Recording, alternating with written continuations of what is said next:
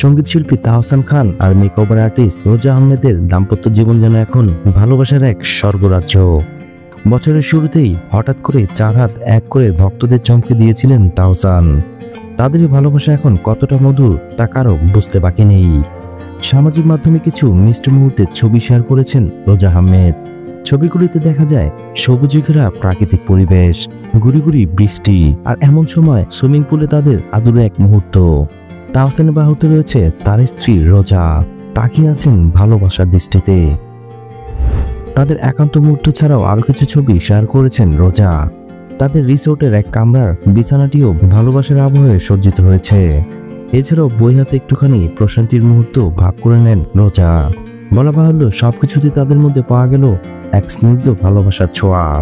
ছবির ক্যাপশনে রোজা লিখেছেন, প্রকৃত বিলাসিতা হলো সেই সময়ের সাথে কাটানো যেখানে নীরবতা বোঝাপড়ায় ভরা, ভোর ওঠার মতো কানে ফিসফিসানি, প্রতিশ্রুতি এবং ভালোবাসা যা পুরোপুরি আমাদের। তাহসানের অতীতের সকল বাজে সময় দূরে সরিয়ে দিয়েছেন তার দ্বিতীয় স্ত্রী রোজা। অর্থাৎ রোজা আহমেদের আলোতে ভরে উঠেছে তাহসানের জীবন। তার রন্ধে রন্ধে বয়েও যাচ্ছে সুখের হাওয়া, এমনই মন্তব্য করছেন তার ভক্তরা।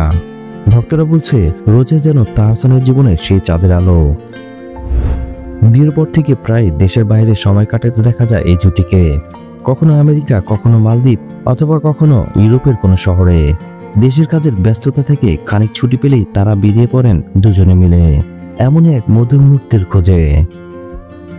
ভিডিও ভালো লাগলে অবশ্যই একটি লাইক দিয়ে যাবেন। পরবর্তী ভিডিওগুলোর জন্য অবশ্যই চ্যানেলটি সাবস্ক্রাইব করে রাখবেন।